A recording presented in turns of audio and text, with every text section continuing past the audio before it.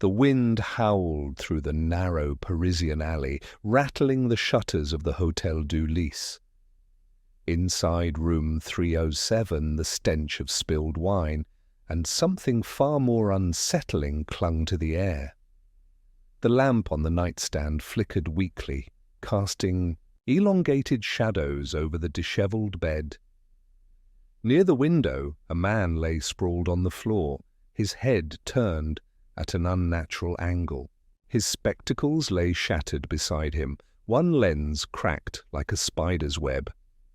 Inspector Jules Masson stood just inside the doorway, his sharp eyes scanning the scene. A seasoned detective with the Brigade Criminelle, he had been summoned from his evening café by a frantic desk clerk who had discovered the body. A simple fall, the clerk had stammered. The guest must have tripped, but Masson knew better. There were no signs of a struggle, no overturned furniture, no weapon in sight. Yet something was undeniably wrong. The victim, Henri Vallet, a university lecturer, had no apparent injuries except for the way his neck was twisted grotesquely, a position Masson had only seen in cases of extreme force or careful execution. If Vallet had simply fallen, his body would not have landed so neatly, his arms positioned as if placed there deliberately. Masson crouched beside the shattered spectacles. It wasn't just that they were broken, the pieces were oddly arranged, as if they had been moved post-mortem. He picked up a fragment of the lens with a gloved hand, studying it under the dim light. Then he turned to the young officer hovering nervously behind him. "No blood, no signs of violence," Masson murmured. "Yet a man lies dead." "What do you think?" the officer swallowed. "Perhaps he suffered a stroke?" Masson exhaled, unconvinced. "Then why the spectacles? If he fell, they would have been beneath him, crushed. But they were to his side, in a perfect line." He gestured toward the window. "And the latch, it's unfastened." The officer stepped closer. "Do you think someone entered from outside?" Masson shook his head. "Third floor, no balcony, no ledge wide enough to stand on. Yet the window was open when the clerk found him." He moved closer, looking out over the rain-slick cobblestones below. It was a sheer drop to the alley. If someone had escaped, they would have had to fly. The room itself yielded few other clues. Vallet's suitcase sat neatly packed in the corner, his coat draped over a chair. A bottle of Bordeaux stood on the desk, 2 glasses poured, one barely touched, the other empty. He had been expecting company. Masson straightened. "Now, who was the last person to see him alive?" The officer consulted his notes. "A chambermaid. She brought fresh towels around 8. She said he was alone, but she heard voices through the door later, around 9. Did she recognize them? She said she heard a man speaking, but the voice was too low to identify." Masson turned his gaze back to the shattered spectacles. The glasses had been deliberately placed, almost as if someone had left a message. But what was it? The desk clerk, a wiry man in his 60s, shuffled into the room. "Monsieur Inspector, I remembered something." His voice was tight with nerves. "Earlier this evening, a man came looking for Vallet. He was insistent, demanded to see him, but I told him the professor had not yet returned.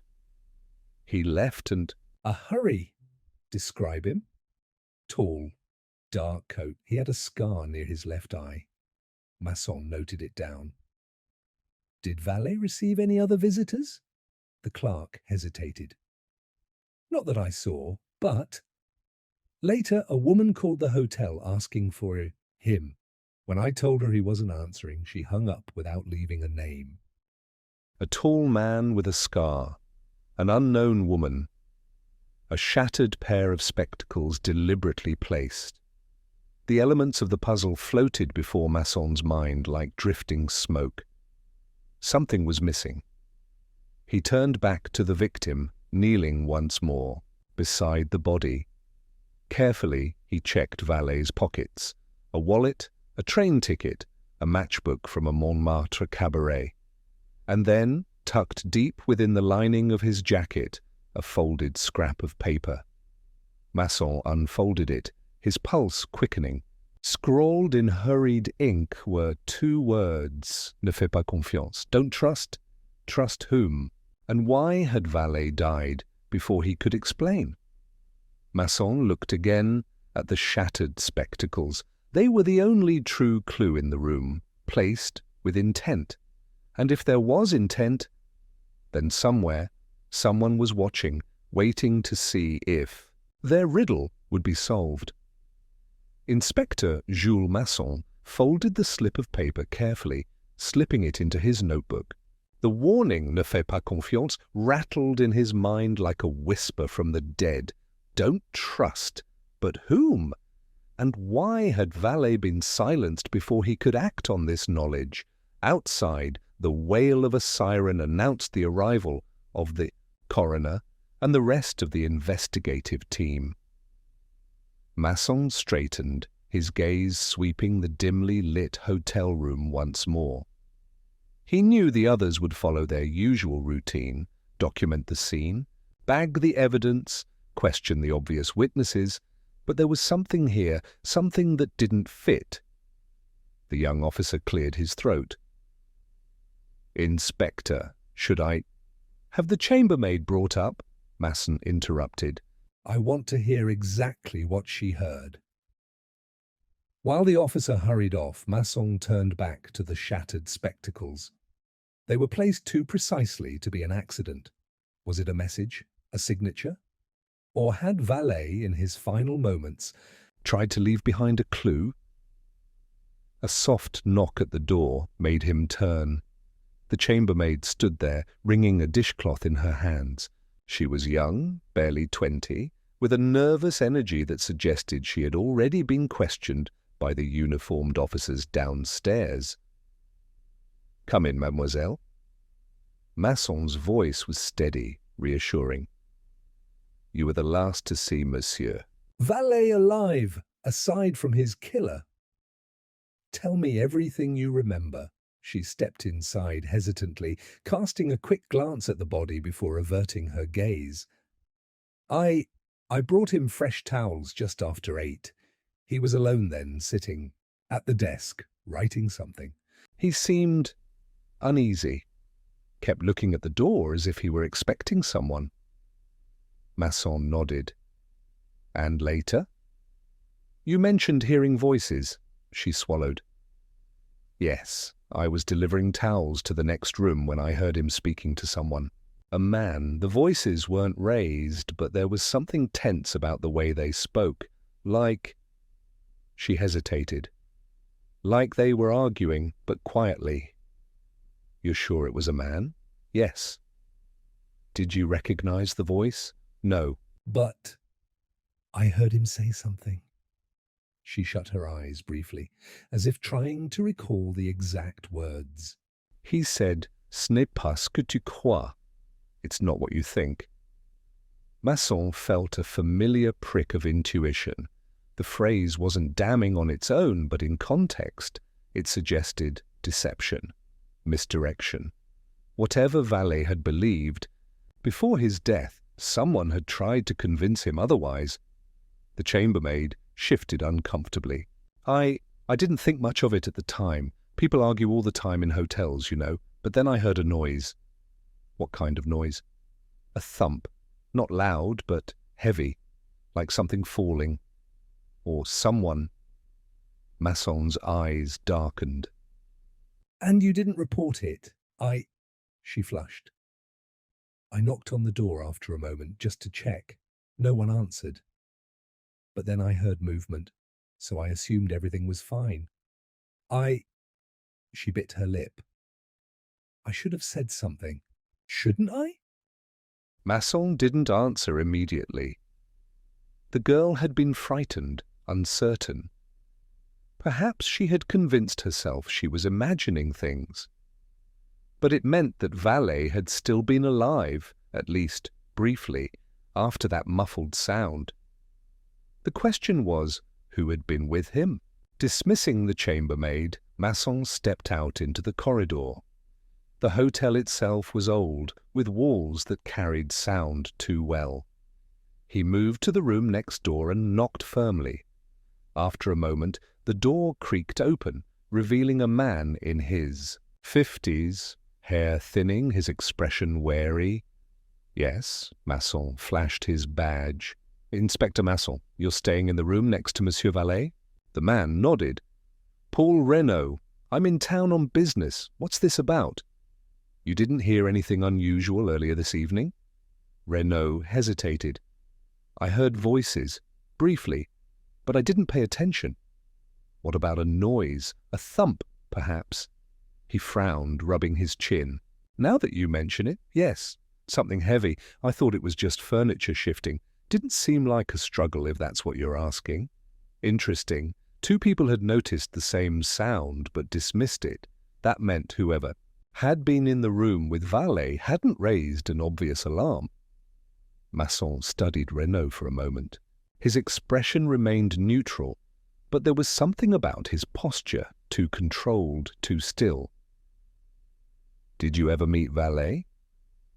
No, I saw him in the hallway once, but we never spoke. Masson nodded, then gestured to the hallway. Did you see anyone else enter his room this evening? No, but I wasn't paying attention. I stepped out for a drink around 8:30, a convenient window of time. Valet had still been alive then, but soon after, an unknown visitor had arrived. Masson stepped back. Thank you for your time, Monsieur Renaud. The man nodded and shut the door a little too quickly. Masson exhaled slowly, his mind assembling the pieces. A visitor Valet was expecting, an argument, a warning scribbled in haste, and then death, too clean, too carefully staged, the lack of struggle, the precisely arranged spectacles. It wasn't just a murder. It was a performance, and somewhere someone was still watching, waiting to see if he would decipher the act. Masson lingered in the corridor, letting the silence settle. Paul Renaud's words echoed in his mind. No, he hadn't seen anyone enter Valet's room. No, he hadn't known him. No, the sound hadn't seemed unusual. Too many neat non-answers, delivered with just enough hesitation to feign sincerity. The door to room 307 remained open, the dim light spilling onto the worn carpet. Inside, the forensics team was already at work, bagging the shattered spectacles and dusting for prints. The coroner knelt beside Valet's lifeless form, murmuring an early assessment to one of the officers. Neck broken. No external wounds, no bruising. If he was strangled, it was quick, efficient. But this, the coroner's gloved hands moved to the nape of Valet's neck, pressing gently. It feels deliberate. Not just force, technique. Whoever did this knew how to kill a man without making a mess. Masson's jaw tightened. That confirmed his suspicion. This wasn't the work of an amateur. The forensics officer cataloguing the room looked up. No fingerprints on the bottle, or glasses. If someone drank with him, they wiped them clean. Of course they did. Masson exhaled, pushing a hand through his greying hair. Every detail was controlled, carefully arranged. Whoever had been here had planned ahead, leaving behind only what they wanted to be found. The young officer from earlier returned, a clipboard tucked under his arm.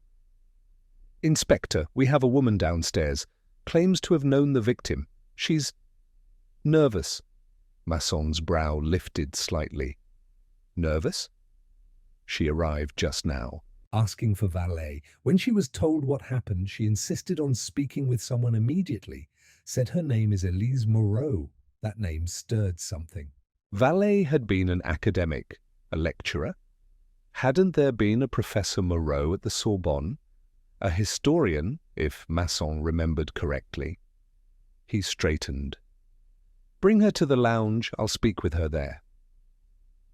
The hotel's lounge was small but quiet, set apart from the main lobby. Elise Moreau sat on the edge of a leather armchair, her hands twisting a delicate handkerchief. She was in her early 30s, with auburn hair pinned too tightly, as if she were holding herself together. When Masson entered, her eyes flicked up, dark with restrained panic. "You're Inspector Masson?" He nodded, settling into the chair across from her. "You knew Henri Vallée?" She hesitated just long enough for him to notice. "Yes, we worked together, on occasion. He was a researcher, like me. Professor Moreau, if I'm not mistaken." Surprise flickered in her expression. "You know my name? I make it a habit to recognize names worth remembering." "What brought you here tonight?" Another pause. I was supposed to meet Henri." Masson leaned forward slightly. "Here, at the hotel?" "Yes." She swallowed. "I called." "Earlier. He didn't answer. I thought perhaps he was out, so I came by." "Strange," Masson murmured. "The desk clerk remembers a woman calling, but said she hung up without leaving her name." Elise blinked. I didn't think it Was important. If he wasn't available, I would just come by in person." He studied her, waiting. The small lies were beginning. Not outright deception, but omissions, adjustments. What was so urgent? Her fingers clenched around the handkerchief.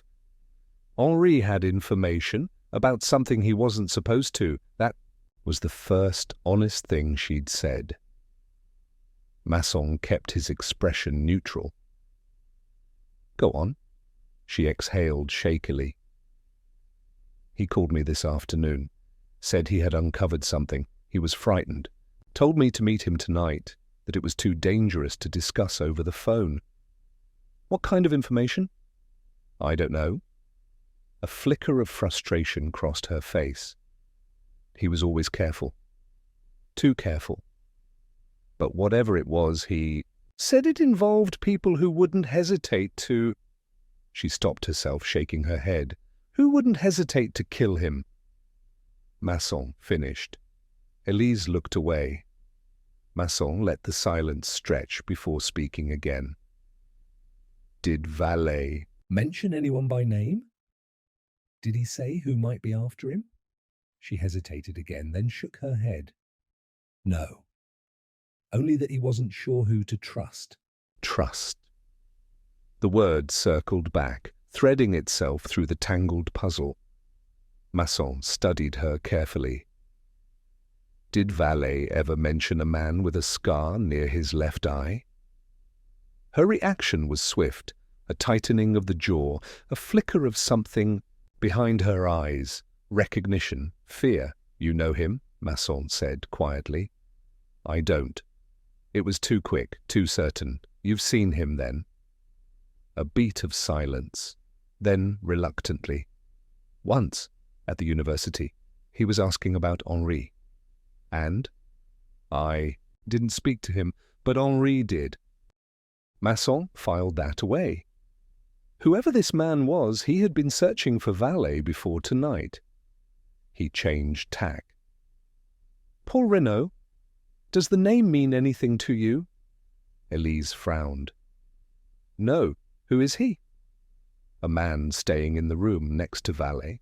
Claims he never met him, never noticed anything unusual, but people who tell the truth don't hesitate before answering." Her fingers stilled against the handkerchief. "Do you think he's involved?" "I think he's hiding something. Just like you." She stiffened. "I'm not..." "You withheld information until I forced it out of you. You lied about the phone call. You flinched at the mention of the man with the scar." He leaned in. "That tells me you know far more than you're letting on." Her breath hitched, her composure cracking for the first time. But before she could respond, the door to the lounge creaked open. The young officer from before stood there, his face tight. "Inspector, we found something in Valet's coat pocket." He held up a small, folded slip of paper. Masson took it, carefully unfolding the creased parchment. It was a receipt. From a bookshop, date yesterday. Time 16:45, purchased item, 1 volume, Les Mystères de la République. Masson's brow furrowed. That wasn't just any book. It was a controversial, banned work, one that delved into corruption at the highest levels of government. A book that had already led to 2 journalists vanishing without a trace. He looked back at Elise, who had gone pale. "Professor Moreau," he said quietly, "tell me the truth. What was Valet really working on?" This time she didn't answer, but her silence was enough. Masson studied Elise's pale face, watching the minute tremor in her fingers as she gripped the handkerchief. She hadn't spoken, but her silence was weighted, taut with everything she didn't want to say. The bookshop receipt between his fingers felt heavier now. Les Mystères de la République. A book that had made men disappear. A book that someone clearly didn't want Valet reading. "Professor Moreau," Masson said, his voice even, "if you truly want to help me, now is the time." Her throat moved in a hard swallow. Then finally she exhaled. Henri had been researching something dangerous. He told me he had found inconsistencies in financial records tied to state contracts, secret payments being funneled into private accounts. He said it was bigger than he had ever imagined. Masson's expression remained unreadable. "And this is connected to the book?" She nodded, hesitating before continuing. Henri believed the book was a roadmap, a guide to understanding how these people operate. It was written by someone who had gotten too close before vanishing. Vanishing. Masson's grip on the receipt tightened. And yet Valet purchased a copy. He thought it might confirm his suspicions. Her voice was barely above a whisper. "I told him to stop, to leave it alone, but he wouldn't. Who else knew about his research?" "I don't know," she admitted. "He didn't tell me everything. He was careful, but he was worried someone had caught on. He kept mentioning a name, Rochefort." The name sent a ripple through Masson's memory. Charles Rochefort, a former high-ranking government official, had been forced into quiet retirement after allegations of financial misconduct. None of the accusations had ever stuck. He had simply faded from the public eye. Did Valet say Rochefort was involved? Elise hesitated. Not directly. He just kept saying that all the threads seemed to lead back to him. Masson exhaled, rubbing his temple. It explained the fear in Valet's final hours, the frantic attempt to arrange a meeting with Elise, and it gave a possible reason for his death. Men like Rochefort didn't allow loose ends, but something was still wrong. If Valet had been silenced over his research, why the theatrics? The staged nature of the crime scene, the shattered spectacles, none of it fit the brutal efficiency of a political assassination. No, there was something else, another hand at work. He stood. "Stay in the hotel, Professor Moreau. Don't speak to anyone about this." She opened her mouth as if to protest, then seemed to think better of it, nodding instead. Masson stepped into the hallway, signaling to the young officer. "Where's Renaud?" "Still in his room. We haven't let anyone leave." Masson strode toward room 308 and knocked sharply. A pause, then slow footsteps. The door cracked open, and Paul Renaud's cautious face emerged. "Yes, we need to talk." Renaud's mouth pressed into a thin line, but he stepped aside, allowing Masson into the dimly lit room. The air smelled faintly of cologne and stale cigarette smoke. The bed was neatly made, untouched. A small suitcase rested by the window, still packed. "You don't seem like a man planning a long stay," Masson observed. "I travel light." Masson turned to him, watching carefully. "How well did you know Valet?" Renault's jaw tightened. "I told you, I never met him." Masson pulled the bookshop receipt from his pocket and held it up. "Valet bought a very particular book yesterday, Les Mystères de la République. Ever read it?" Renault's reaction was minute, a flicker in his gaze, a stiffness in his shoulders, but it was enough. "I don't see how that's relevant." "It's relevant because Valet was murdered over something he knew, something he read, something he planned to share." Masson took a step forward. "And I think you know more about it than you're saying." Renault exhaled sharply, his eyes darting toward the window before settling back on Masson. "I'm not involved in this." "But you know who is." A muscle in Renault's cheek twitched. "I can't help you." "Can't or won't?" Renault hesitated. Then, almost imperceptibly, his expression shifted. "A decision. I need to leave Paris." Masson's eyes narrowed. "Why?" "If I talk, I won't make it through the night." The certainty in his voice sent a chill through Masson. Renault wasn't just scared, he was convinced. "Then let's—" "Make sure you stay alive long enough to tell me what you know." Renault hesitated again, as if weighing his options. Then finally, he spoke. Valet wasn't the first. His voice was quiet, but steady. "Others have looked into this before. Journalists, academics. They all ended up dead or disappeared. Valet found something recent, something too big to ignore. He thought he was being cautious, but they were already watching."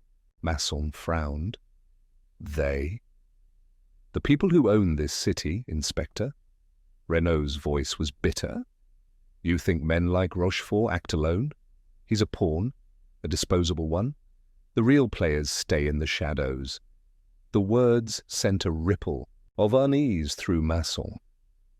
He had dealt with corruption before, but this was different. What did Valet find? "I don't know the details," Renault admitted. "But whatever it was, it made him dangerous." Masson studied him. Renault was scared, but he wasn't lying. He truly didn't know the full picture, but someone did. Masson turned for the door. "Stay here. Don't leave the hotel." Renault let out a dry laugh. "You think that will keep me safe?" "I think it's safer than walking into the night with a target on your back." Masson stepped out, his mind already working through the tangled threads. Valet had discovered something tied to Rochefort, to powerful men who erased threats without hesitation. But if that were the whole story, Valet would have simply vanished, like the others. Instead, someone had made his death a statement. The broken spectacles, the staged scene. Someone wanted this to look like a message, which meant the real killer wasn't just covering up a secret. They were sending a warning, and Masson intended to find out to whom. The rain had started again, a slow drizzle tapping. Against the windows of the hotel, as Masson stepped into the lobby, he was greeted by the sight of Lieutenant Arnaud speaking with two uniformed officers near the front desk. Their postures were rigid, and Arnaud's face bore an unmistakable look of satisfaction. When he saw Masson, he straightened. "Inspector," he said, his voice carrying a sharp efficiency. "We have our man." Masson arched an eyebrow, suppressing a sigh. "Do we?" Arnaud gestured to one of the officers, who stepped forward and handed Masson a folded handkerchief. A monogram stitched into the corner read, "P.R. Paul Renault, We found it in Valet's room, Arnaud said. Along with this, he held up a small bottle, its label faded but legible, chloral hydrate. Masson's fingers traced the edge of the bottle as understanding dawned. A sedative, strong enough to incapacitate a man if slipped into a drink. Traces of it were found in the glass on the nightstand, Arnaud continued. Valet was drugged before he was killed, and this, along with the handkerchief, was tucked between the mattress and the bed frame. Sloppy, really? Masson glanced back toward the hallway, where Paul Renaud was likely still in his room, unaware that the noose had just tightened around his neck. This is the man who swore he was terrified for his life? Masson asked dryly. Arnaud shrugged. Fear makes people desperate. Maybe Valet knew something about him, something worth killing over. It was too easy, too neat. Masson had seen staged evidence before, and this had all the hallmarks of an obvious setup. Where is he now? Still upstairs. I was about to bring him in. Masson handed the bottle back. Let me talk to him first. Arnaud frowned. With all due respect, Inspector, this case is effectively closed. With all due respect, Lieutenant, Masson replied evenly. I don't like cases that close too easily. Arnaud exhaled sharply but stepped aside, motioning for his men to wait. Masson climbed the stairs with steady purpose, his mind working through the details. If Renaud had truly been the killer, why leave behind evidence that practically screamed, "Arrest me"? A professional would have ensured there was nothing left to find. A panicked man would have fled the moment he realized he was compromised. Renaud had done neither. He knocked once on room 308 before pushing the door open. Renaud was standing by the window, his shoulders tense, as if he had already sensed what was coming. He turned, and one look at Masson's expression told him everything. They're going to arrest me, aren't they? Masson shut the door behind him. They think they have proof. Renaud let out a bitter laugh. And you? Masson studied him. I think someone wants you to take the fall. The flicker of relief in Renaud's eyes was almost imperceptible, but it was there.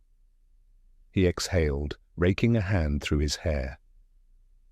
I didn't kill Valet, he said, his voice tight. But that won't matter, will it? Not unless we prove otherwise. Renaud turned back toward the window, rain streaking the glass in silver lines.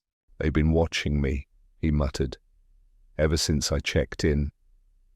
Who? I don't know. He shook his head. But I could feel it. Someone made sure I was in the right place at the right time. And now this? He gestured, vaguely, at the unseen evidence against him. It's too perfect, Masson folded his arms. You said Valet wasn't the first, that others had disappeared before him. Do you think the same people are behind this? Renaud hesitated. Maybe, but Valet's death, this wasn't meant to be clean. They wanted it found, public, and now they need a culprit. Masson nodded slowly. Then we need to find out why. A knock at the door interrupted them. Inspector, Arnaud called from the other side, voice firm. Time's up. Renaud tensed. Masson turned to him. Let them take you in. Don't resist. Renaud's jaw tightened, but he nodded. And what about you? Masson's lips pressed into a thin line. I'll be finding the real killer. The interrogation room at the station was small, the dim light casting harsh shadows across Renaud's face. He sat with his hands folded, outwardly calm, but Masson could see the tension in the way his fingers curled against each other. Across from him, Arnaud paced. The evidence is undeniable. You were in the next room. Your handkerchief was at the scene. And unless you have a very good explanation, I see no reason why we shouldn't charge you immediately. Renaud remained silent. Masson, leaning against the far wall, observed the exchange without interruption. Arnaud was playing his role well, pressing just enough to make Renaud sweat, but not enough to break him completely. Then Arnaud placed the bottle of chloral hydrate on the table. "We found this in Valet's room." For the first time, Renaud showed genuine surprise. "What? You drugged him?" Arnaud continued. "Then you broke his neck." Efficient, precise, Renaud's eyes flickered to Masson, who gave the slightest shake of his head. "Stay calm." "That's ridiculous," Renaud said. "Why would I do that?" Arnaud smirked. "That's what we're going to find out." Masson pushed off the wall, stepping forward. "Or," he said, voice measured, "we could ask the better question." Arnaud looked at him with mild irritation. "Which is," Masson tapped the bottle. "Why use a sedative at all?" Arnaud frowned. "To subdue him?" "He was alone in his room," Masson interrupted. "No struggle, no sign of forced entry." If Renaud was capable of breaking a man's neck cleanly, why bother drugging him first? Arnaud opened his mouth, then hesitated. Masson continued. Because whoever did this didn't care about efficiency. They cared about controlling the narrative. His gaze shifted to Renaud. "And that means they needed a villain." Renaud exhaled sharply, the pieces falling into place. "They planted it," he murmured. Masson nodded. "The killer staged the scene, left just enough evidence to point to you, but they made a mistake." He turned to Arnaud. "Have the forensics team analyze that bottle. If Renaud planted it, his fingerprints should be on it. If they're not—" Arnaud exhaled through his nose, clearly frustrated, but nodded. "Fine, but if you're wrong, I won't be." Masson turned back to Renaud. The real killer was still out there, watching, waiting. And if Masson was right, they weren't done yet. Masson left the interrogation room, his thoughts threading together like the pieces of a puzzle, still missing its center. The weight of the Asle. Rain clung to the city, streaking the streetlights outside in long silver lines. Arnaud remained behind, preparing the forensics request, his skepticism evident. But Masson knew it was only a matter of time before the lab confirmed what he suspected. Renaud's fingerprints wouldn't be on that bottle. As he stepped into his office, his gaze fell on the scattered reports from Valet's past cases. The man had been meticulous in his work, but that diligence had made him enemies. A loose sheet caught his attention, a name circled in the margins, Gaston Lemoine. The name tugged at something in Masson's memory. He sifted through the pages until he found it, a case file from 12 years prior. A banker, Bernard Cuvier, had been found dead in his study. Officially, it had been ruled a suicide, but Valet had investigated it extensively, pushing against the conclusion. Lemoine had been a junior investigator at the time, one of Valet's protégés. Masson traced the details with his finger. Cuvier's death had been clean. Too clean, some had thought. The gun in his hand, the note left behind, all the hallmarks of a staged crime.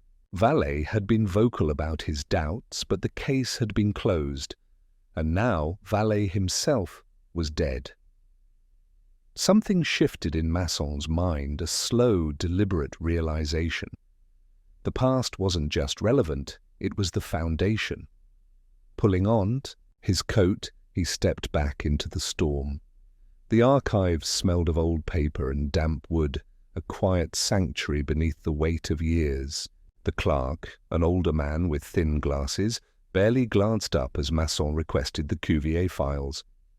He flipped through brittle pages, scanning reports, until his fingers paused on an unexpected entry.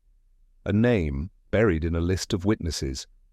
Paul. Renaud. Masson's pulse quickened. 12 years ago, Renaud had been a junior clerk at Cuvier's bank. He had given a routine statement, nothing noteworthy, except for the fact that he had been present. He read further.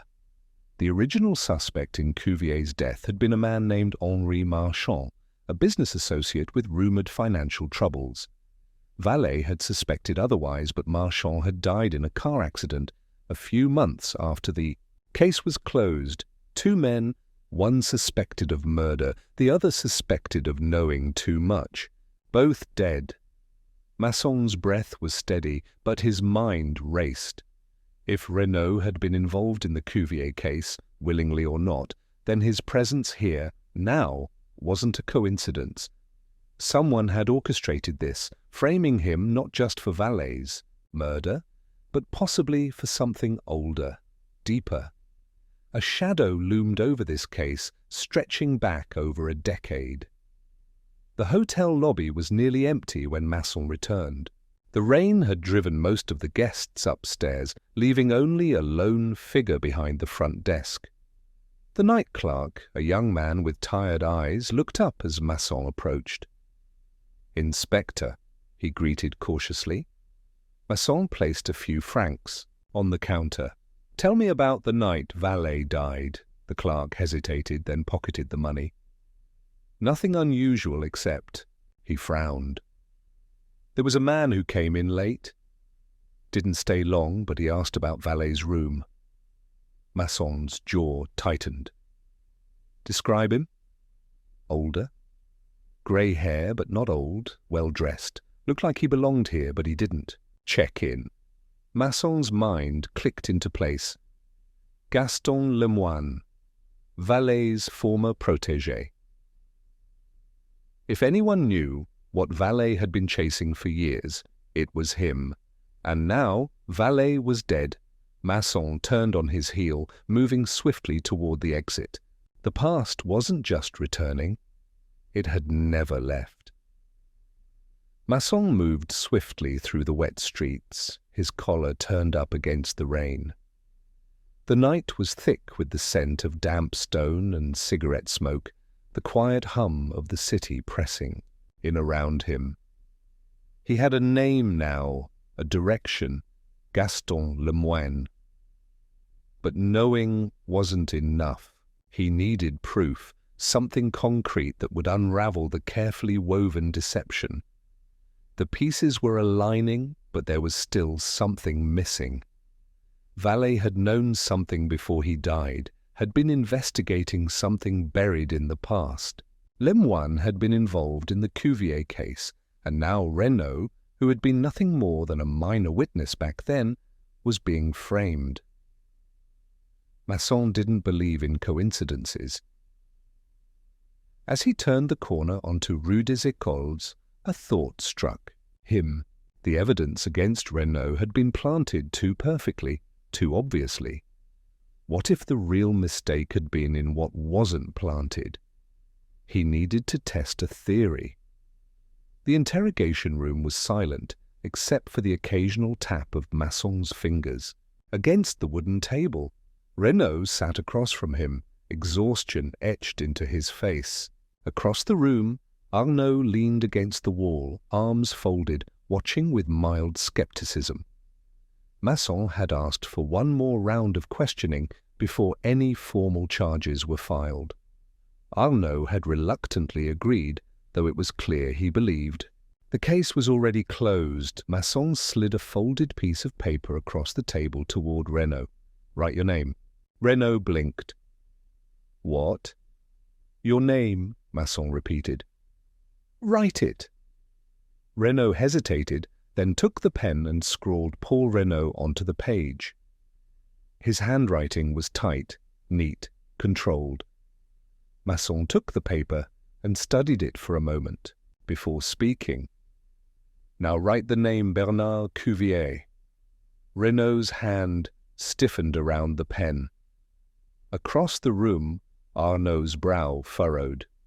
"Why?" Renaud asked. "Humour me." Renaud sighed, then wrote again. This time, the letters were less precise, a slight hesitation in the curve of the C. It was subtle, but Masson caught it. He tapped the page. You remember him?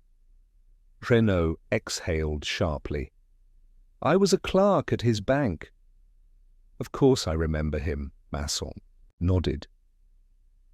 And you remember the day he died? Renaud's jaw tightened. Yes. There it was. A crack, not in his words, but in his reaction. Masson leaned forward slightly.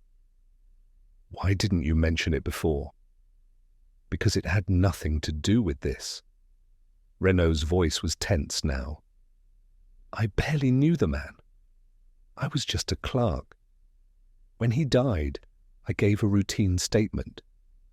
That was it. But Vallée didn't think that was it, Masson pressed.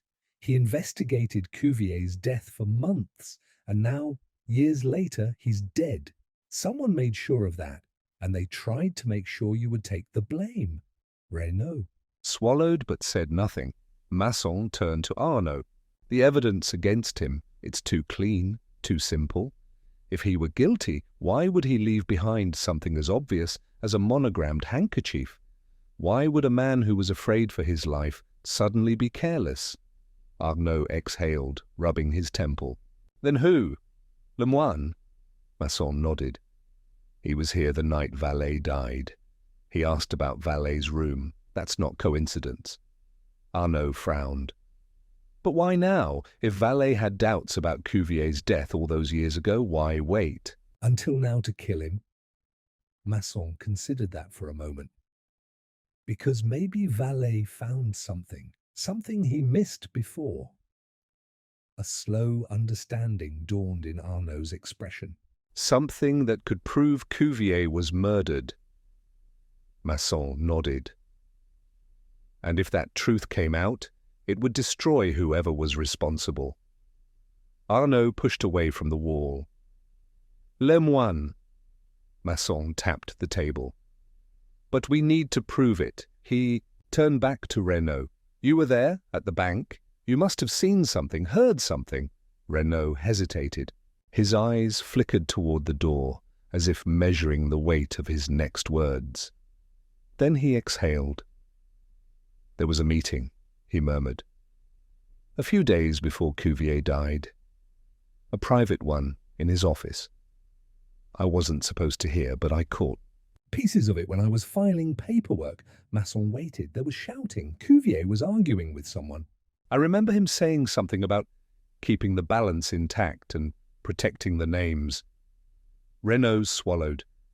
And then I heard the other man say something I'll never forget. Masson leaned in slightly. What did he say? Renaud's voice was barely above a whisper. He said, If you don't fix this, Bernard, you'll be the one to disappear. Silence hung heavy in the room. Masson felt his pulse quicken. That wasn't a threat. It was a promise, and now, 12 years later, the man who had tried to uncover the truth was dead. Lemoine had cleaned up one mess, but he wasn't finished yet. Masson left the interrogation room with a sharp clarity in his thoughts, but also a growing unease. He had the name, the connection, and the motive. Lemoine had to be behind this. But knowing wasn't the same as proving. If Vallée had uncovered something new about the Cuvier case, then whatever it was had been important enough for someone to kill over. And if Lemoine was that someone, he wasn't finished yet. Arnaud caught up to him in the corridor. You think... Renaud is telling the truth? Masson didn't hesitate. Yes, his reaction was real. He's scared, and not of us. Arnaud nodded, rubbing the back of his neck. So Vallée found something, and someone, Lemoine, most likely, killed him for it. But where's the evidence? Masson's mind worked fast. Vallée wouldn't have confronted Lemoine without proof. He would have needed something solid, something undeniable, and knowing Vallée, he wouldn't have left it out in the open. His apartment, Masson said. We need to go back. They arrived at Vallée's apartment just past midnight. the rain still falling in a steady, rhythmic drizzle. The police had already gone, leaving the place under a simple padlock, standard procedure after a crime scene had been processed. Arnaud picked the lock with a muttered curse about budget cuts and stepped aside to let Masson through. The apartment was eerily still, a lingering presence in the air, as if Valet's ghost refused to leave. Masson moved methodically, checking drawers, behind bookshelves, inside coat pockets. He knew Valet. The man had been cautious, meticulous. He wouldn't have hidden something in plain sight. Then Masson noticed it, the floorboards near Valet's desk, one of them slightly darker than the rest. A repair job, but not an old one. He knelt, running his fingers along the edge. It was loose. Carefully, he pried it up. Inside, wrapped in a thick envelope, was a bundle of papers. Masson lifted them out, heart pounding. The top sheet was a letter, Valet's own handwriting. To whomever finds this, if something happens to me, the answer is here. Cuvier was murdered, and I finally have the proof. The man behind it thought time had erased his crime. But time has only given me the means to expose him. Masson flipped through the other pages. Financial statements, internal memos, a report from a forensic examiner who had reviewed Cuvier's body after the so-called suicide. And at the bottom, a single slip of paper with a name, Gaston Lemoine. Masson exhaled sharply. This was it. This was what Valet had died for. A sound made him freeze. The front door.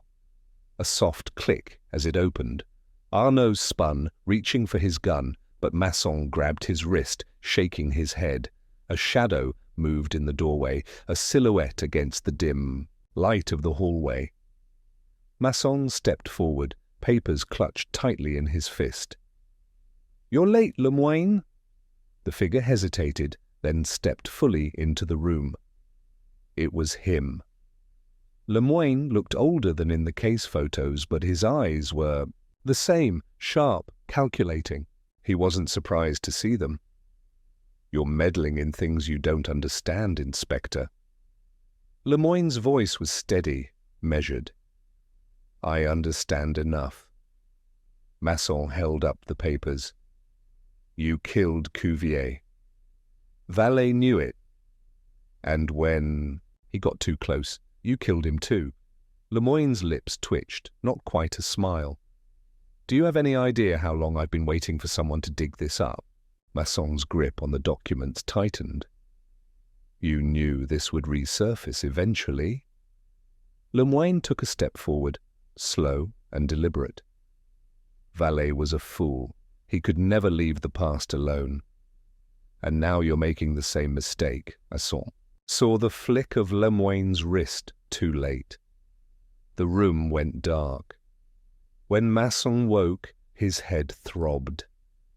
The air smelled of burnt paper. Burnt, his eyes snapped open. The floor was littered with ash. The envelope, the documents, all of it, gone. Arnaud groaned nearby, rubbing his temple. "Bastard knocked us out!" Masson pushed himself up, cursing under his breath. He had held the proof in his hands, and now it was nothing more than smoke. Lemoine had played his final card, and now the only evidence of his crimes was gone. Masson clenched his fists. The game had changed, but it wasn't over. Not yet. Masson pushed himself upright, swallowing the bitterness rising in his throat. The room still smelled of charred paper, the remnants of Valet's proof reduced to meaningless ash. Every piece of evidence that could have tied Lemoine to Cuvier's murder, gone. Masson had been so close, and now it was as if Valet's final effort had been erased from existence. Arnaud groaned, rubbing his temple. "We had him," he muttered. "Damn it, we had him." Masson steadied himself, his mind already working through the next steps. Lemoine had made his move, but this wasn't over. The man had gone through extraordinary lengths to bury the past, killing valet, framing Renaud, and now eliminating the only hard evidence against him. He was careful, methodical, but one thing was clear. Lemoine wasn't done. Masson turned to Arnaud. "We need to move fast. Lemoine just made himself desperate. He got what he came for, but he knows we're still after him." Arnaud exhaled sharply, then nodded. "What's next?" Masson thought for a moment. Then his eyes narrowed. "Renaud." Arnaud straightened. "You think he's in danger?" "He's the last loose end. Lemoine framed him to tie up Valet's Murder. But now the case is falling apart. If Renaud talks, he could give us enough to build suspicion, and Lemoine can't afford that. Masson turned for the door. "We have to get to him before Lemoine does." The police station was eerily quiet when they arrived. It was past 2 in the morning, the rain still falling in slow, steady sheets. Masson pushed through the front doors, tension winding through.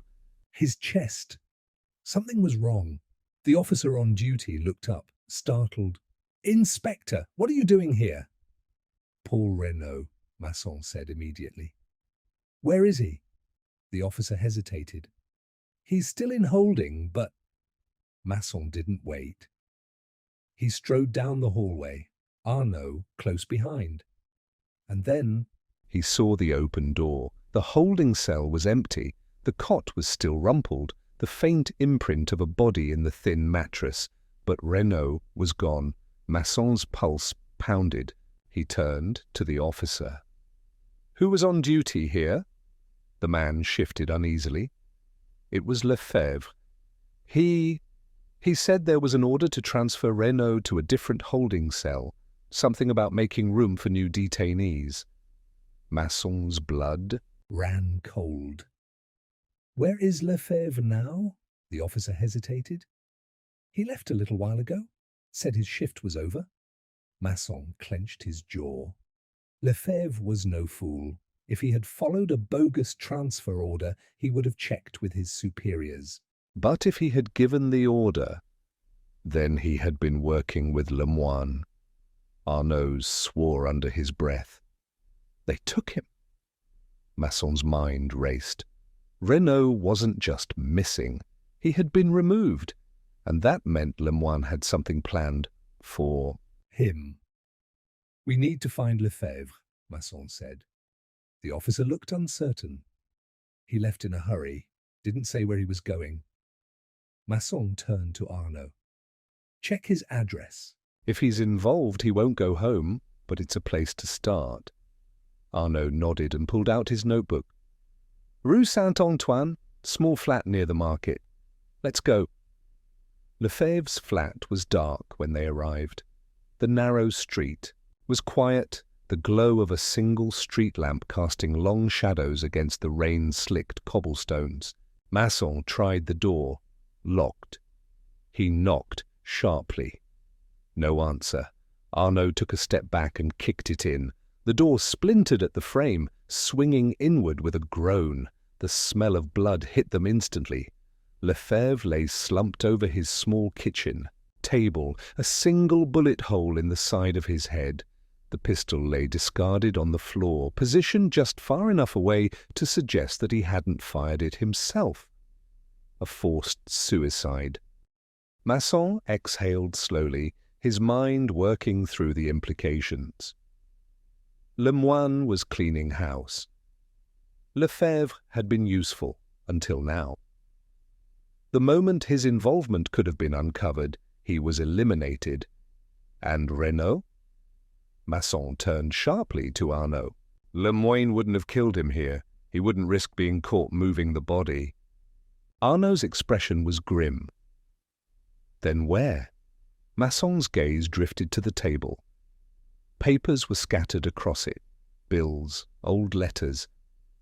But one item stood out. A train schedule. A single route was circled in red ink.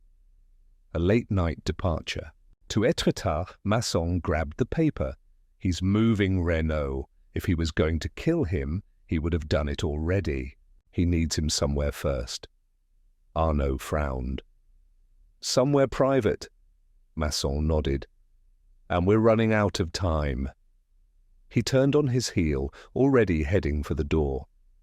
The game had changed. They weren't just solving a murder anymore. They were trying to stop the next one.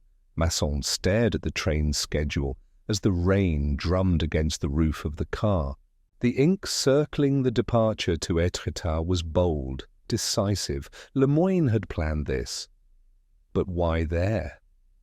A remote coastal town, quiet this time of year, far from prying eyes. It wasn't just about disposing of Renaud.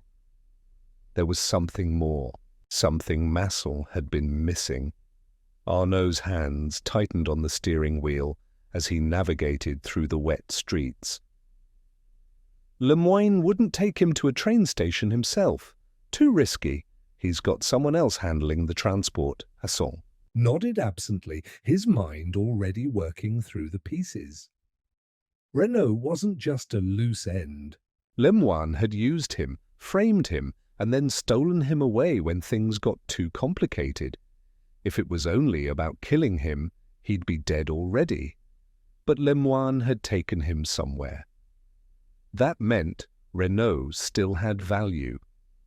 Masson closed his eyes, replaying every detail of the case. The shattered spectacles, Valet's death, the missing evidence, the forced suicide of Lefebvre. Every move had been precise, controlled. Lemoyne had orchestrated it all, staying just ahead of them, eliminating anything that could tie him to the past. The past. Masson's eyes snapped open. Turn around, Arnaud frowned. What? Don't go to the station. He won't be there anymore. Take me to Rue Saint-Denis. Arnaud hesitated. That's where Valet lived. Masson nodded. Lemoyne's trying to erase every connection, every loose thread, but he missed something. I don't know what yet, but it's there. Arnaud cursed under his breath, but changed direction. Weaving through the dark streets. Masson leaned forward, his fingers pressed together. The pattern had been there from the beginning, buried beneath the misdirection. Lemoyne hadn't just wanted to hide something, he had wanted to destroy it. Rue Saint-Denis was quiet at this hour, the rain casting ripples in the puddles along the curb. Valet's apartment was dark, but Masson knew better than to assume it was empty. He motioned for Arnaud to stay close as they approached the entrance. The door was unlocked. Masson's pulse quickened. Someone was inside. He pushed. The door opened carefully, stepping into the dimly lit hallway. The air smelled of damp wood and dust, but there was something else, a faint trace of cigarette smoke. Recent. A floorboard creaked upstairs. Masson signaled to Arnaud, then moved swiftly, keeping to the side of the staircase to avoid making noise. At the top, the corridor stretched toward Valet's old office. A thin sliver of light seeped out from beneath the door.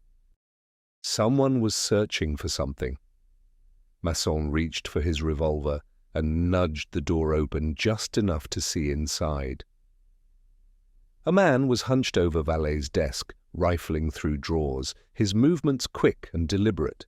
A small oil lamp flickered. Beside him, casting restless shadows on the walls. Then the man turned slightly and Masson caught a glimpse of his face. Not Lemoyne. It was someone else. Masson stepped forward. "Don't move!" The man froze. Then, in a blur of motion, he reached for something beneath his coat. Masson fired a warning shot into the ceiling. "I said, don't move!" The man hesitated, his fingers inches from the gun at his waist. His eyes darted toward the window. Escape, Arnaud was faster. He stepped into the room and slammed the door shut.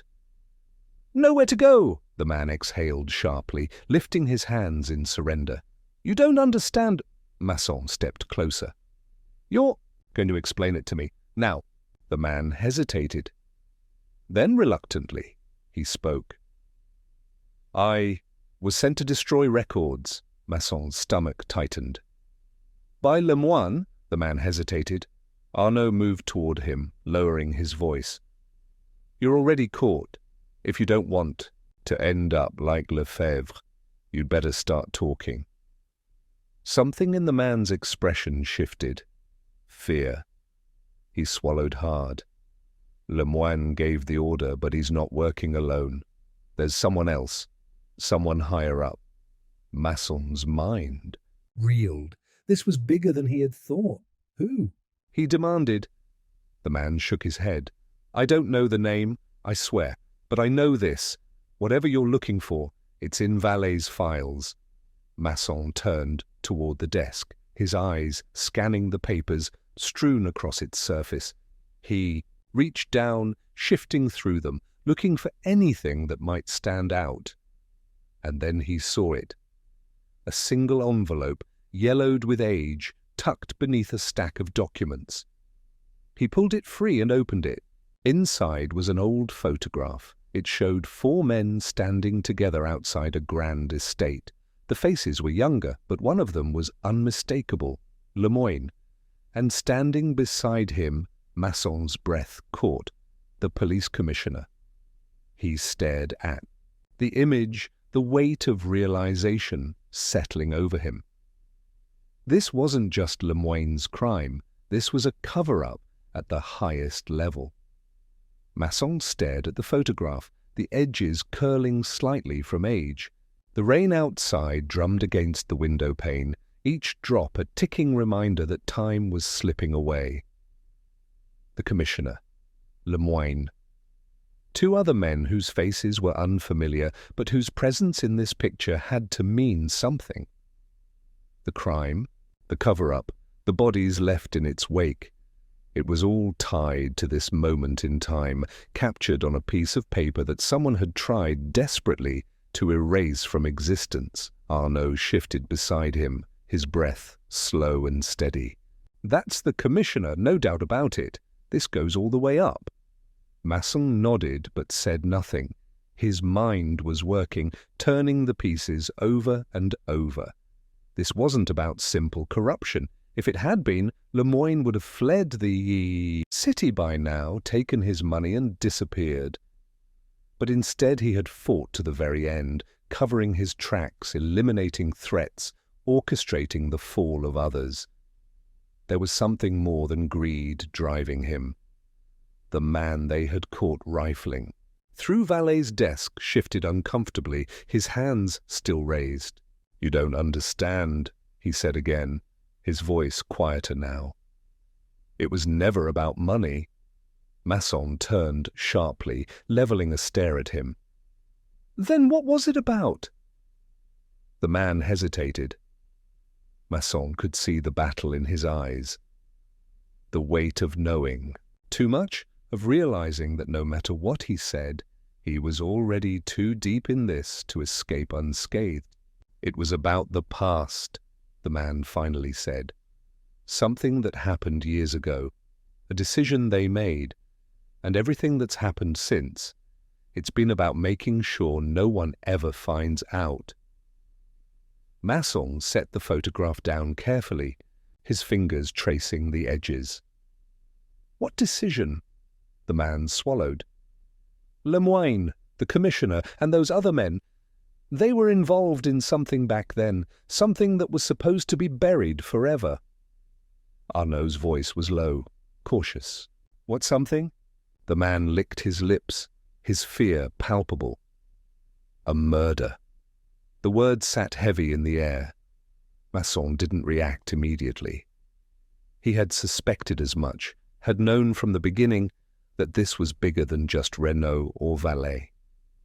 But a murder, one so important that men had been willing to kill to keep it buried. He exhaled slowly. "Whose murder?" The man shook his head. "I don't know the name. just that it was someone important. Someone who got in their way. Masson turned the photograph. Over, searching for any markings, nothing. No date, no notes. But the house behind them, the grand estate. It looked familiar. He had seen it before, not in person, but in old records, in cases that had long been considered closed. Then it clicked. Arnaud must have seen the realization in his face. You recognize it? Masson nodded. It's the old Marchand estate, outside of Rouen. Arnaud frowned.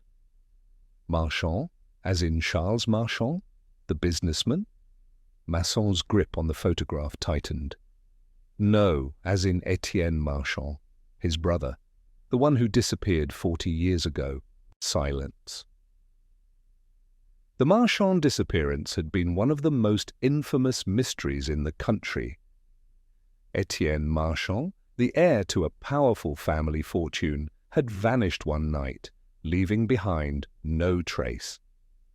Officially, the case had gone cold. Unofficially, there had always been whispers that someone had silenced him, that he had known something he shouldn't have. And now, here was a photograph linking Lemoine and the police commissioner to that very estate. Arnaud exhaled. Jesus! You think they killed him? Masson's voice was firm. I think they covered it up, and if they went to these lengths to hide it, it means someone, maybe Valet, maybe Lefebvre, was close to uncovering the truth. The man by the desk shifted again. Lemoine will kill anyone who finds out, he muttered. He already has. Masson turned to him. And why are you still alive? The man hesitated. Then, with a bitter chuckle, he said, Because I've been useful. But that ends now, doesn't it? Masson studied him for a long moment before nodding. Yes, it does. There was no going back now. The crime, the deception, the layers of false leads. It all came down to this. A murder long buried, a secret that had shaped the lives of powerful men. And if Masson was right, Lemoine wasn't just covering for the commissioner. He was covering for himself. Masson turned to Arnaud. We need to get to the Marchand estate. Now. Arnaud hesitated. What if it's another trap? Masson's jaw tightened. It probably is, but they were out of time. The truth was buried there. And if they didn't move fast, it would stay buried forever. The wind howled as Masson and Arnaud stepped out of the car, their coats snapping against them. The Marchand estate loomed in the darkness, its silhouette stark against the moonlit sky. The house was old, the kind that bore secrets in its walls, in the dust that clung to forgotten corners. It had been abandoned for years, its ownership lost in legal disputes. But now it stood as the final stage of a game that had been played in the shadows for decades. Masson's fingers tightened around the revolver in his pocket. He didn't expect this to end quietly. Lemoine had killed to keep the truth buried. Renaud, Valet, even Lefebvre. He wouldn't stop now. If anything, he was more dangerous than ever, a man with nothing left to lose. Arnaud glanced at Masson, his expression grim. You're sure he'll come? Masson nodded. He has no choice. If we've figured this out, someone else will too. He'll want to make sure we don't leave this place alive. They moved carefully up the stone steps, their footsteps muffled by years of decay. The door was ajar, a sign that someone had been here recently, or that someone was waiting. Masson pushed it open with slow, deliberate pressure.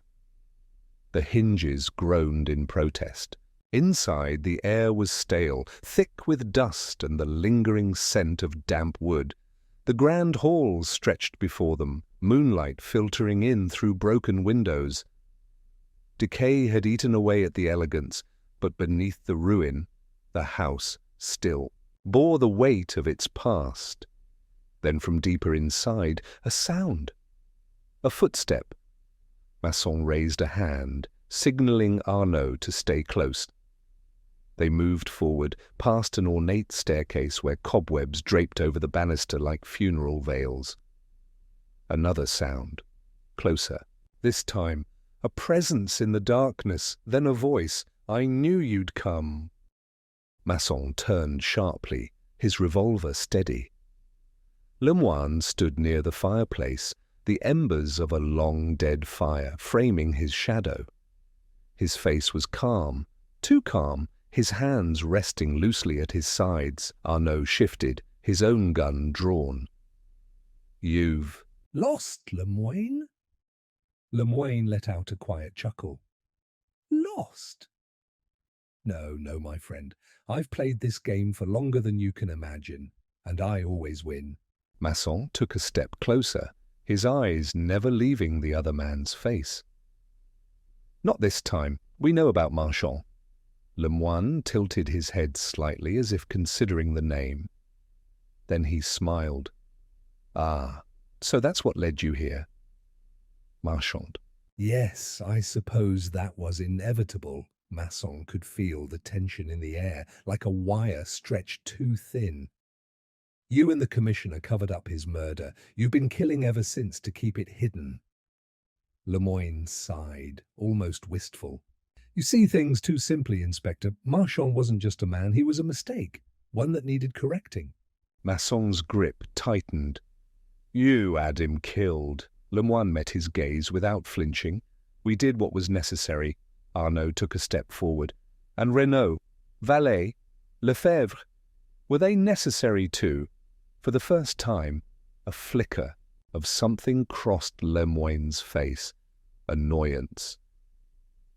"They forced my hand. If they had stayed quiet, they would still be alive." Masson exhaled slowly. "And what about us, Lemoine? You going to correct us too?" Lemoine's lips curled into something that wasn't quite a smile. "If you leave here alive, I will hang, and that I cannot allow. A movement, fast, almost imperceptible." Lemoine's hand darted to his coat. Gun Masson fired first.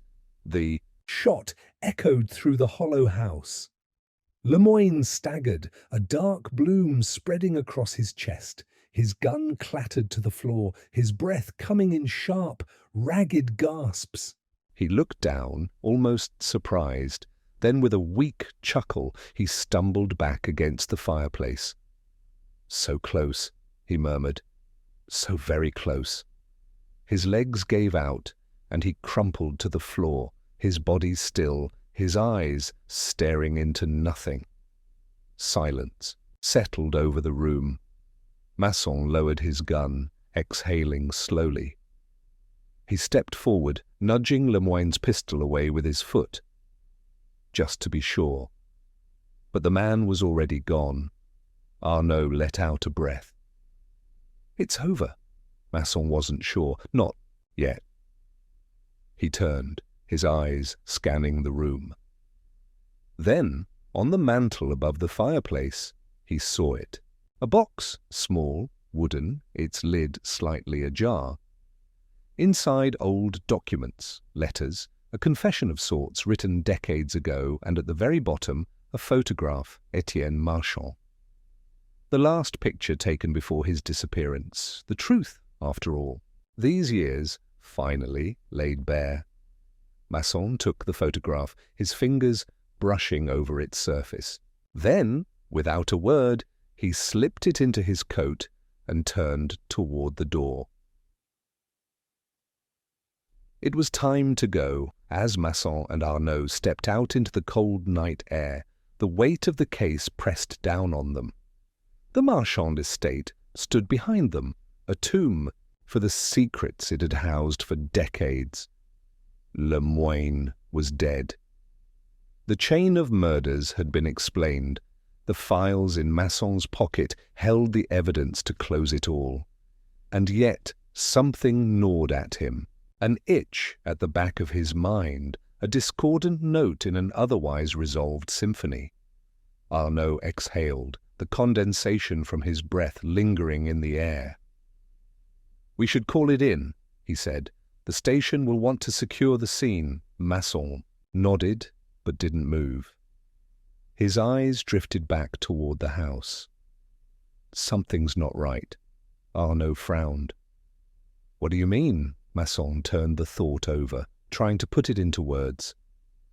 Lemoine was arrogant, but he wasn't a fool. He knew he was trapped, but that reaction, he reached for his gun as if he had an escape plan. Arnaud's brow furrowed.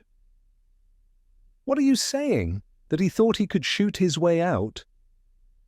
Masson shook his head. "No, he knew he was dying before he hit the ground." "But did you notice?" "He wasn't afraid. Even in his last moments, he wasn't afraid." Arnaud hesitated. Maybe he was too far gone to care. Masson considered it, then reached into his coat, pulling out the small wooden box he had taken from the fireplace. He flipped open the lid again, fingers brushing over the papers inside. The confession. The photograph. The proof of the conspiracy. And then something caught his eye. A small note tucked behind the stack of documents, so thin it had nearly blended into the wood grain. He pulled it out carefully, unfolding the delicate paper. The ink was old, the handwriting precise but hurried. It was addressed to Lemoine. "My friend, if you are reading this, it means the past has finally come knocking. They will find the truth soon, but do not be alarmed. Our secret remains safe as long as the final piece stays hidden. Trust in our agreement. If things ever become dire, remember, Marchand had more than one heir." Masson felt his pulse quicken. His grip on the note tightened as the words settled in his mind. Arnaud, noticing the change in his expression, stepped closer. "What is it?" Masson swallowed.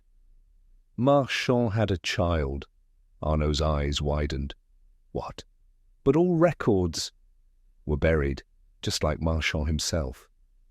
Masson turned back toward the house, scanning the darkness, as if expecting something to emerge from the shadows.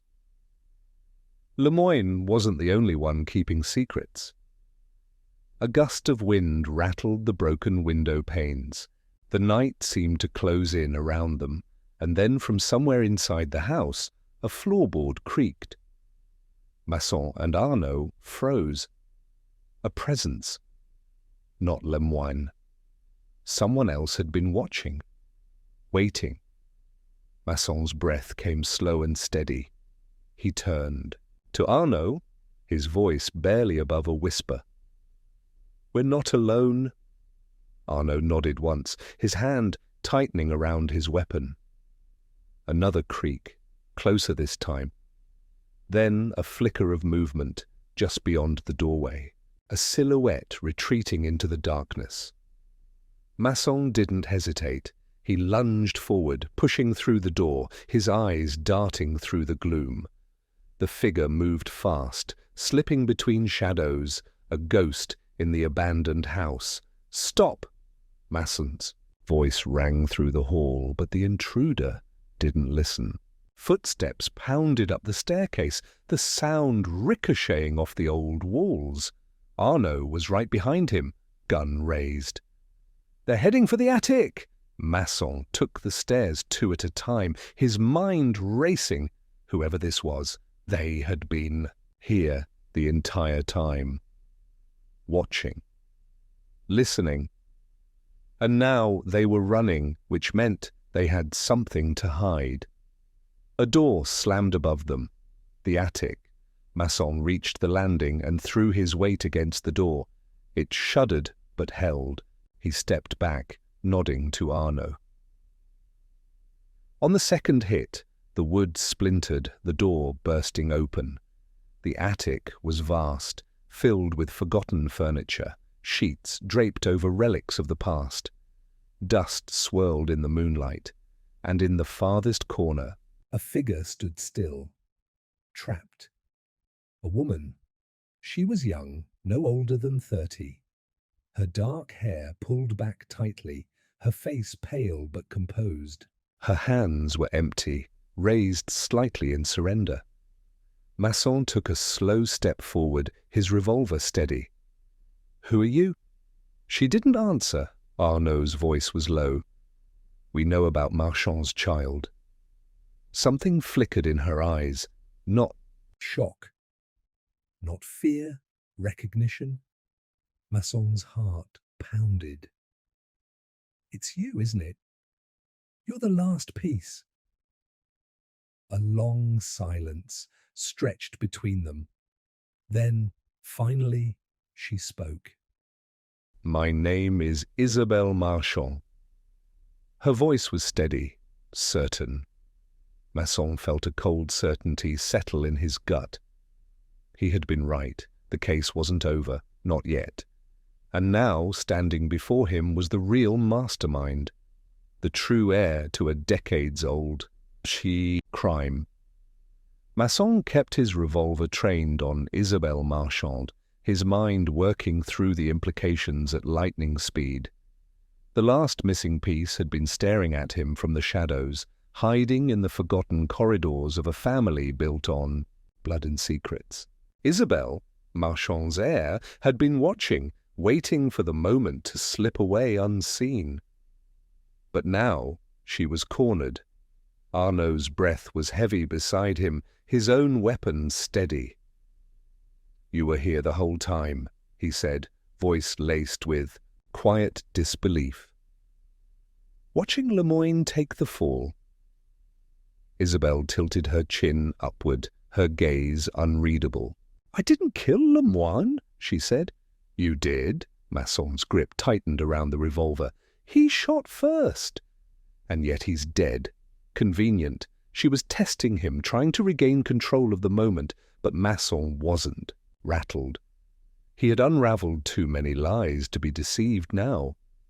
He took a careful step forward. Lemoyne believed he was untouchable.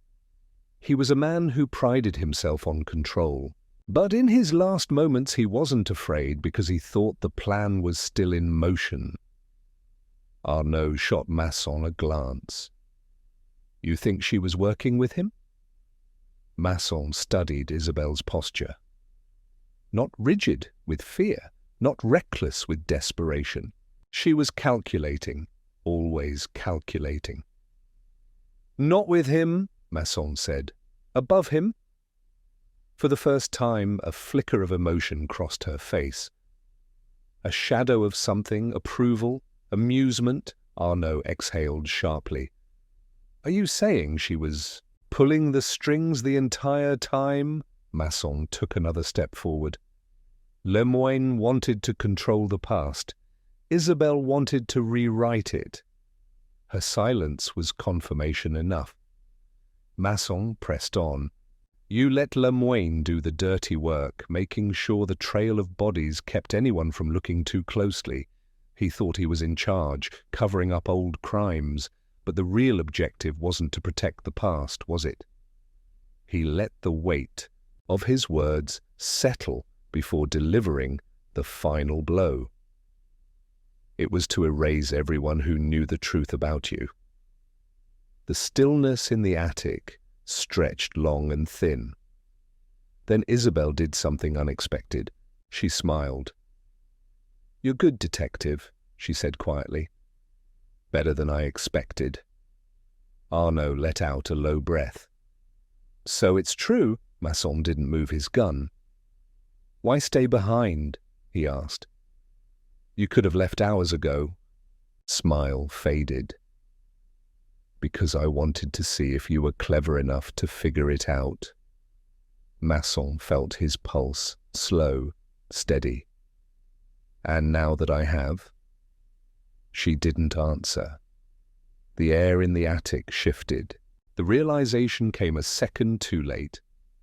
The gun was in her hands in a flash, quick, fluid, well-practiced.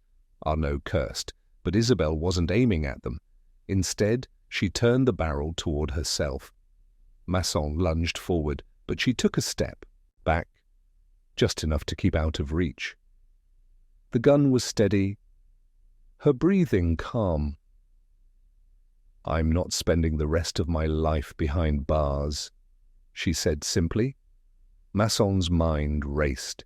He had played this game before. He had talked men down from rooftops, stopped murderers from pulling the trigger on their own lives. But Isabel wasn't like the others. She had made peace with this moment long before now.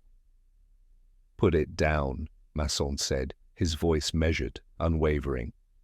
"You're too smart for this." Her lips quirked slightly. "That's exactly why I won't be caught." The trigger moved. A single gunshot shattered the silence. For a split second, Masson thought she had done it, that she had chosen the path of no escape. Then he saw her fingers twitch. Empty. The gun skittered across the attic floor, landing just out of reach. She gasped, clutching her wrist, eyes wide with shock. Arnaud lowered his own weapon, smoke curling from the barrel. "Not today!" Masson didn't hesitate. In 2 steps, he was on her, gripping her by the arm and yanking her forward. This time, there was no escape. She struggled for half a second before going still, her breath shallow, her eyes flashing with something unreadable. Defeat.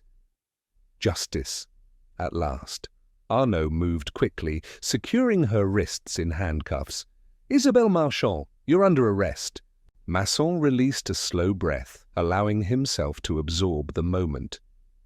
It was over. No, not over. Settled. As they led her down the stairs, past the remnants of the shattered estate, past the ghosts of secrets long buried, Masson knew that justice had finally caught up with the Marchand name. But as they stepped into the night, a thought lingered in the back of his mind. She had been so sure she wouldn't be caught, so sure that her plan was still in motion, and that smile, right before Arnaud fired, hadn't been one of fear. It had been of certainty. A chill ran down Masson's spine. Somewhere out there, the last piece of the puzzle remained unseen, and Isabelle Marchand knew exactly what it was. As Masson stepped out into the night, the cold air did little to clear the weight pressing against his chest. The Marchand estate loomed behind him, its grandeur now nothing more than a decaying monument to corruption and buried sins. Isabelle Marchand was in custody, her carefully woven web of deceit unravelled. Justice had been served, or at least that was what everyone else would believe. He lit a cigarette, the flame briefly illuminating his face, and took a slow drag. His mind kept circling back, retracing steps, testing the strength of every piece of evidence. Isabelle had orchestrated everything, that much was clear. Lemoine had been her blunt instrument, a man desperate enough to believe he was in control, when, in truth, he was nothing more than a disposable pawn. And yet the moment that stuck with Masson, the moment that gnawed at him, was her smile. She hadn't been afraid, not even when the gun had been knocked from her hand, not when the cuffs clicked shut around her wrists. She had accepted it too easily. As if she knew something he didn't. Arnaud approached, rubbing his temples as if trying to ward off a headache. "She'll talk eventually," he muttered, nodding toward the squad car where Isabelle sat, still and composed. "No one holds out forever." Masson exhaled smoke, watching it dissipate. "She doesn't need to talk. She thinks she's already won." Arnaud frowned. "She's behind bars, Masson." Masson turned to him, the embers of his cigarette glowing faintly. "And yet she's smiling." Arnaud opened his mouth to argue, but hesitated. He looked back at Isabelle. She sat with her hands folded in her lap, her face unreadable behind the car window. Not pleading, not furious, just waiting. Masson had been here before. Cases that seemed airtight, conclusions that tied up too neatly. And yet, a single thread, barely visible, had always unravelled everything. She wasn't the only one, Masson said finally. Arnaud blinked. What? Masson ground his cigarette under his boot. We were so focused on Lemoine, on Isabelle, that we stopped looking past them. His voice was quieter now, steady but laced with something else. She knew she would get caught, but she's not worried, because someone else is still out there. Arnaud crossed his arms. So what? You think she was working for someone? That there's another player in this mess? Masson's eyes flickered toward the estate one last time. Not working for, he murmured. Working with. The thought settled between them, unspoken but heavy. Inside the squad car, Isabelle turned her head ever so slightly. Through the reflection in the glass, her gaze met Masson's. There, just for a second, he saw it, the faintest flicker of amusement. The case wasn't over, it never was.